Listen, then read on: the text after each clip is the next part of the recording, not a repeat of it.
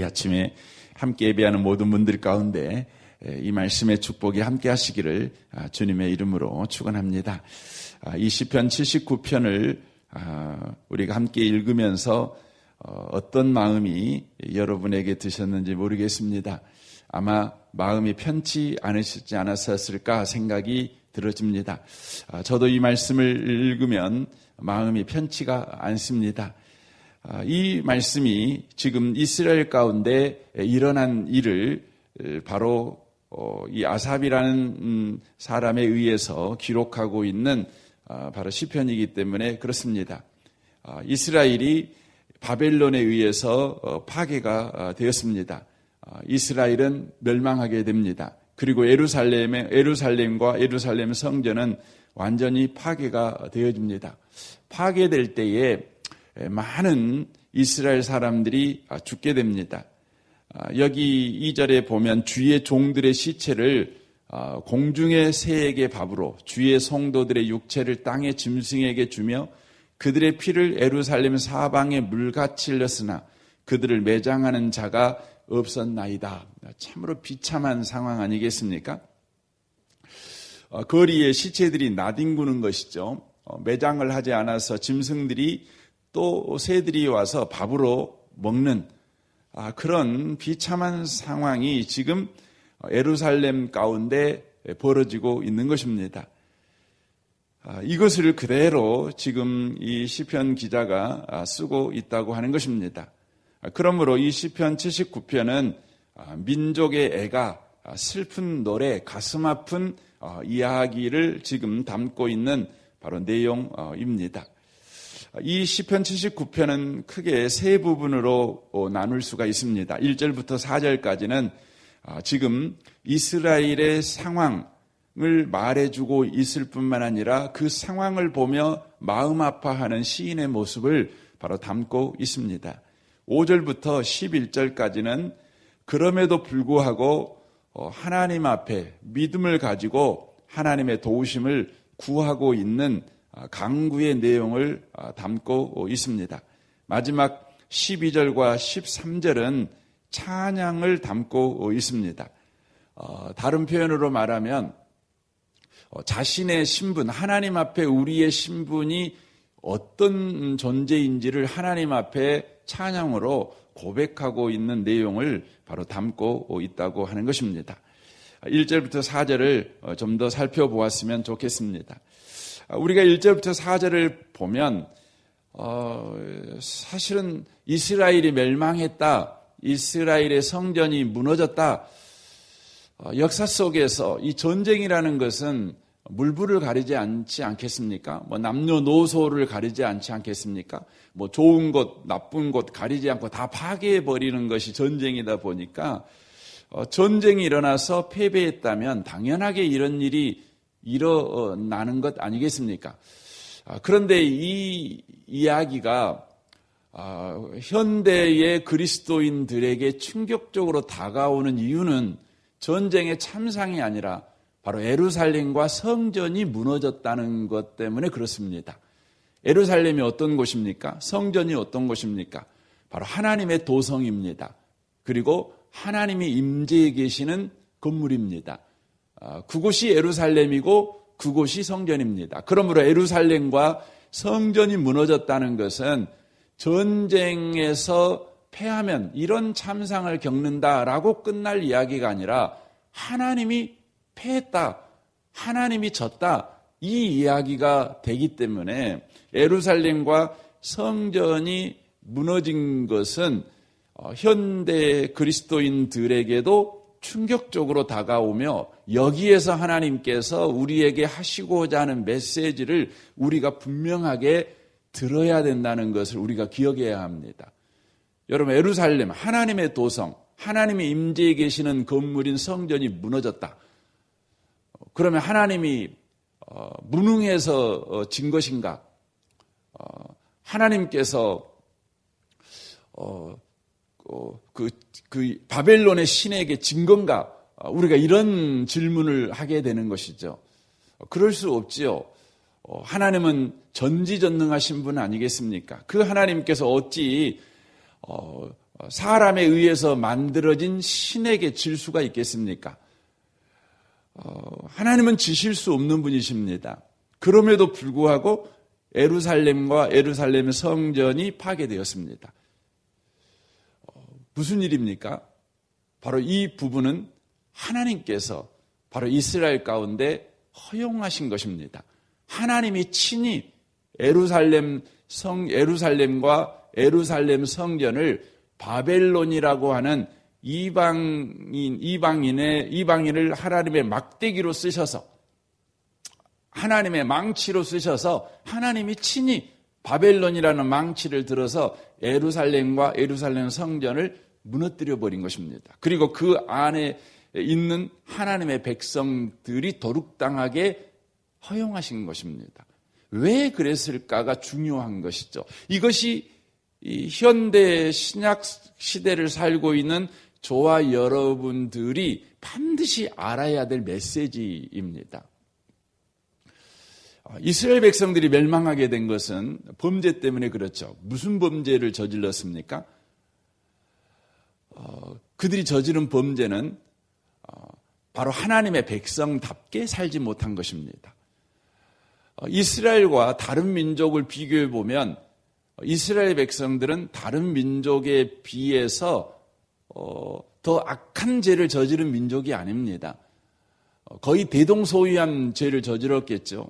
그런데 이스라엘 백성들이 왜 그렇게 잔인하게 멸망당해야 합니까? 죄 짓고도 잘 사는데 왜 하나님을 믿는 이스라엘 백성은 죄 좀 지었다고 왜 그렇게 철저하게 망가뜨려 버리시는 겁니까? 우리가 이 부분에 대해서 하나님의 말씀으로 정리가 되어 있으셔야 합니다. 이스라엘 백성은 하나님께서 선택하셨습니다. 왜 선택하셨을까요? 그 이유는 모든 민족을 구원하는 바로 모범으로 구원하신 것입니다. 그러니까 이스라엘 백성만 구원하기 위해서 구원하신 것이 아니라 모든 민족을 구원하시기 위한 샘플로 이스라엘을 구원하신 것입니다.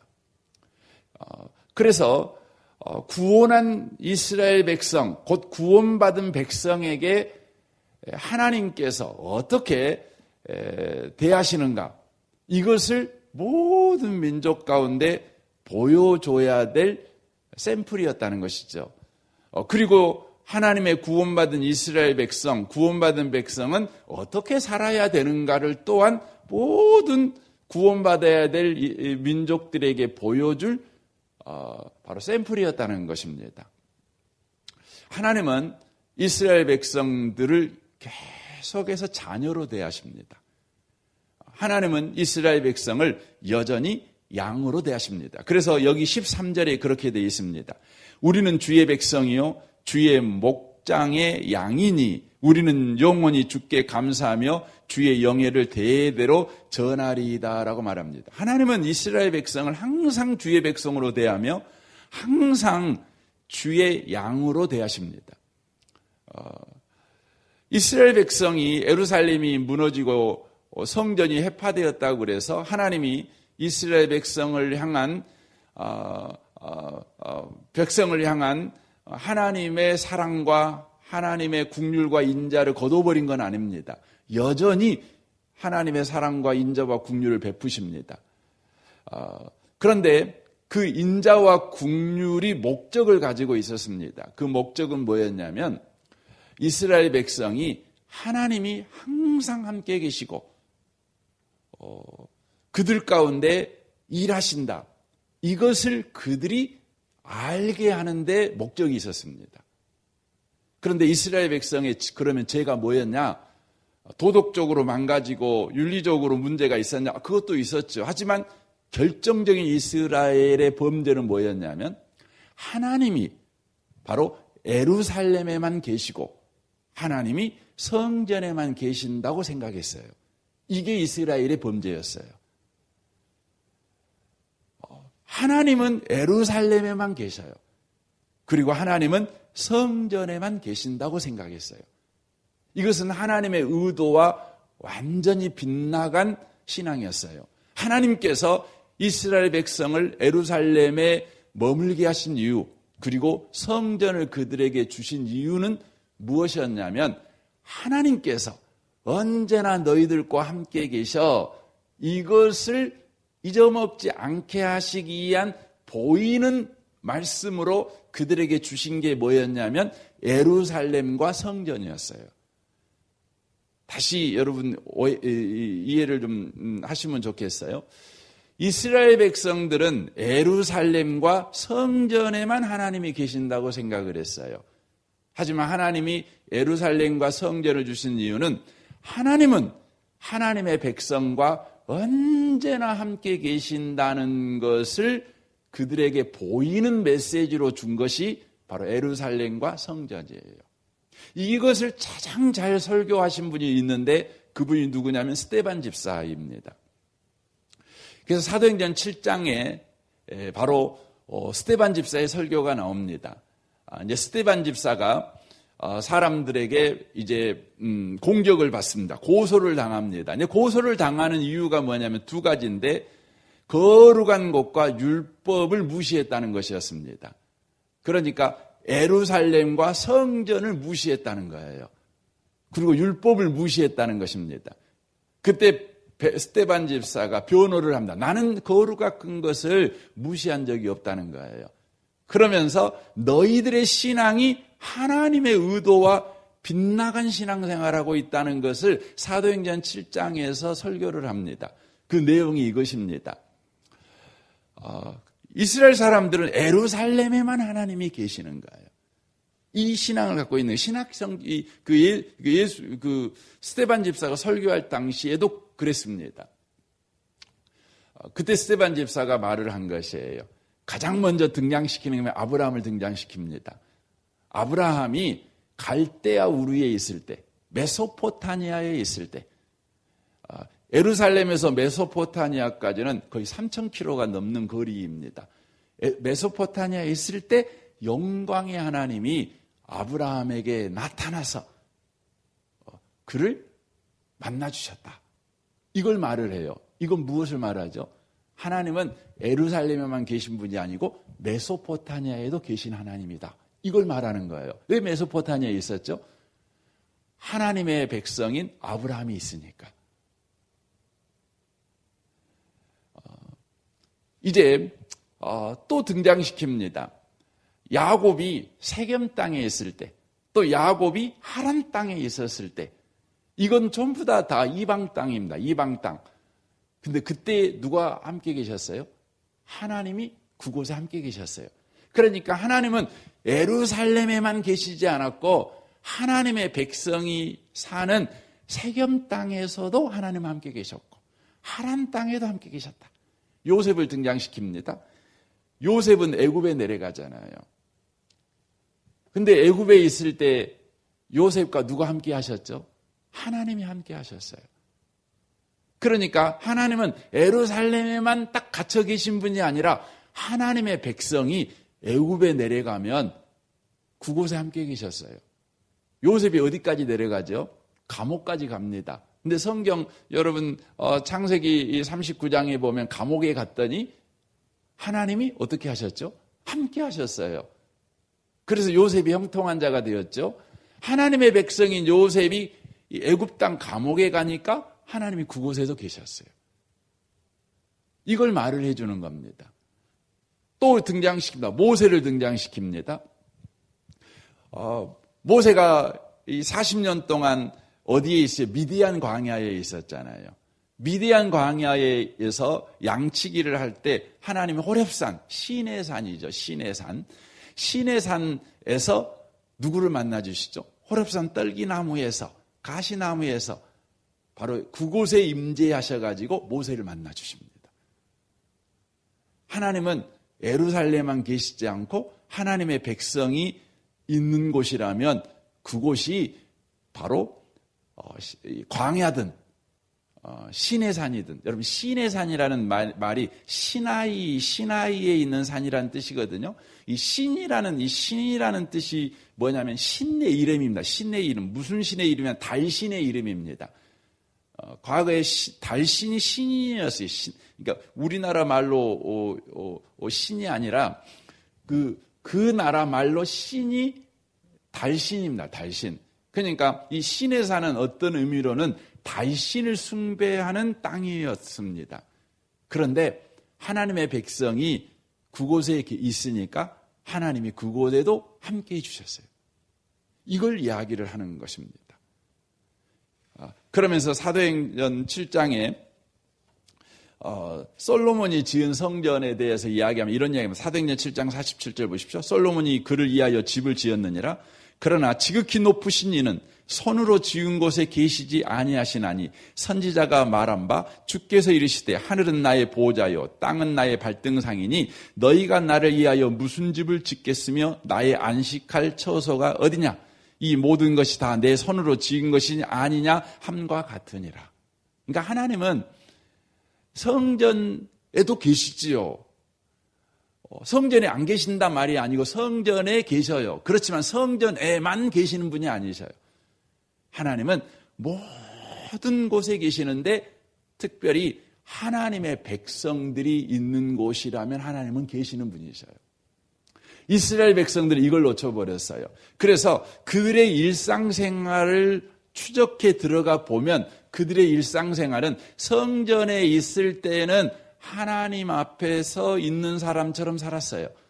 그런데 성전에서 내려와 월요일부터 토요일까지 일상생활을 살 때는 하나님 없이 살았어요.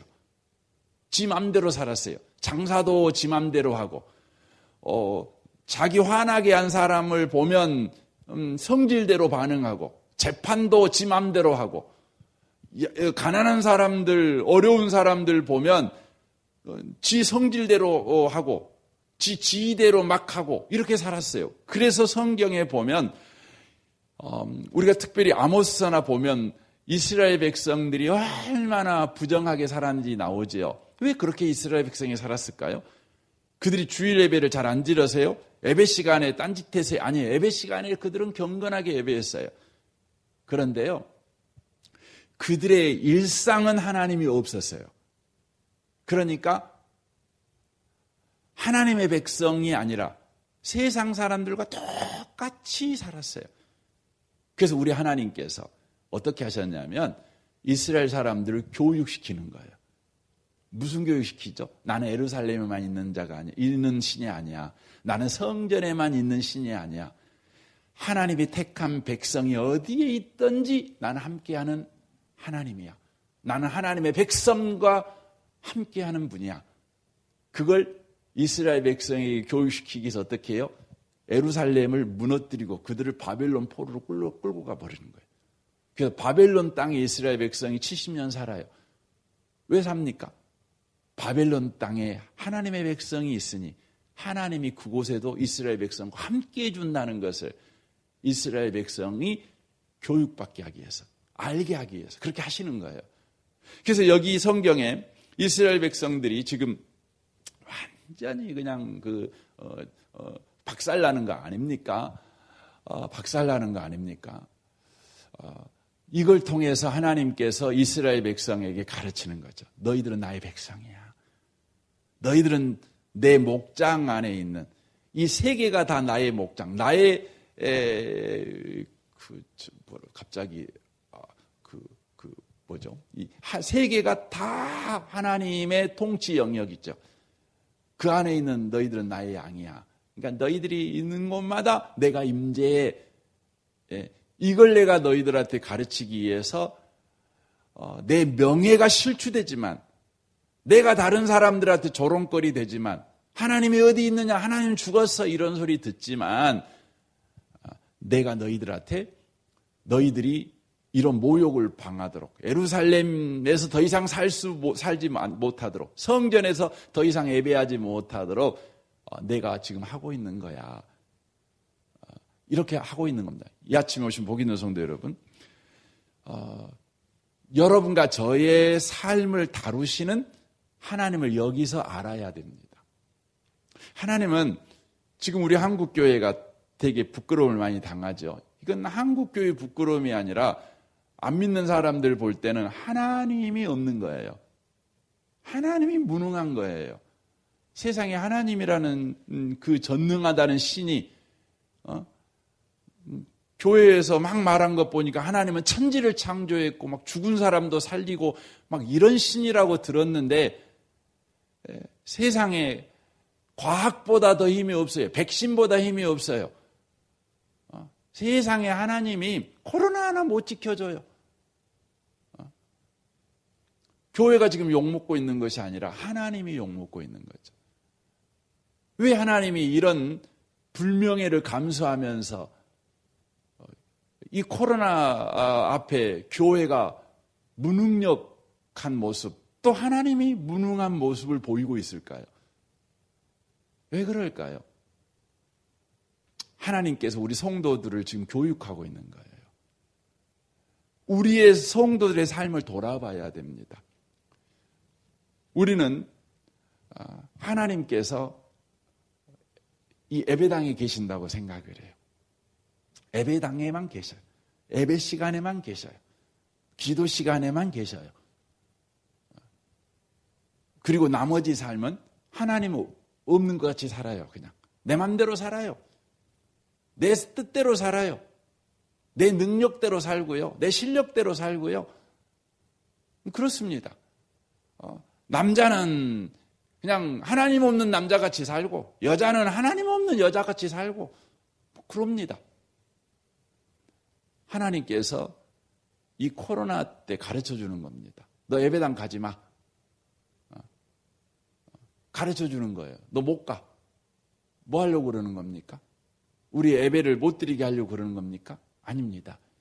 하나님은 하나님의 백성들이 어디에 있든지 함께 있어. 이걸 가르쳐 주려고 하는 겁니다. 저는 오늘 하루를 살아가면서 여러분이 걸어가는 그 거리에 주님이 함께 계신다는 것을 여러분 믿으셔야 됩니다. 여러분이 오늘 하고 있는 그 일 가운데 주님이 임재해 계신다는 걸 믿으셔야 합니다. 예수 믿는 사람에게 주님은 함께 하셔요. 주님은 어떤 특정한 건물에 어떤 특정한 시간에 함께하는 것이 아니라 하나님의 백성과 함께해요. 예수 믿는 저와 여러분과 늘 함께해요. 세상 끝날까지 떠나지 아니하고 버리지 아니하고 애면하지 아니하시고 어미가 갓난아이를 바라보듯 그 눈빛으로 여전히 우리를 보시며 우리를 돌보시는 하나님이십니다. 오늘도 이 하나님을 기억하시고 이 하나님 앞에서 오늘 하루를 또 살아가시는 복 있는 성도들이 다 되시기를 주님의 이름으로 축원합니다. 아멘. 우리 같이 기도하겠습니다. 오늘 말씀을 우리 생각하면서 기도하시면 좋겠습니다.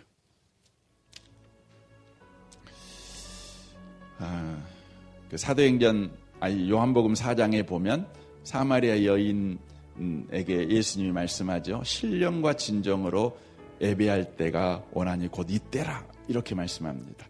이 신령과 진정이라는 것은 마음을 정돈하고 경건하게 이 말이 아닙니다. 성령님 때문에 예수님 때문에 우리가 선 자리에서 이제 예배할 때가 되었다. 예배할 수 있다. 예수님 때문에 어디에서든지 우리는 예배하게 되었다. 이 믿음을 가지고 예배하는 예배가 바로 하나님이 받으신 예배다. 그걸 말하는 것입니다. 주의 오늘 하루가 무슨 일을 하든지 믿는 자에게 하나님이 함께 하신다. 이 믿음을 가지고 예배하듯 직장생활하게 하시고 예배하듯 가정생활하게 하시고 우리의 삶이 다 예배가 되게 하여 주옵소서. 이 나라 이 민족과 북한과 열방을 위해 기도하시되 특별히 우리 한국교회가 예수 믿는 신앙으로 돌아오게 하시고 믿는 자에게 하나님은 언제나 함께 하시고 계시니 전천후 그리스도인 어느 장소에든지 그리스도인으로 살아가는 그 은혜가 회복되는 이 한국의 그리스도인들이 되게 하여 주옵소서. 여러분 이를 위해 특별히 기도하시면 좋겠습니다. 우리 성도님들을 위해 기도해 주시고 또 연약하고 병든 분들을 위해서 여러분 또 기도해 주시면 좋겠습니다. 우리 좋으신 주님께 이 아침에 통성으로 구하겠습니다. 기도하겠습니다. 살아계신 하나님 아버지,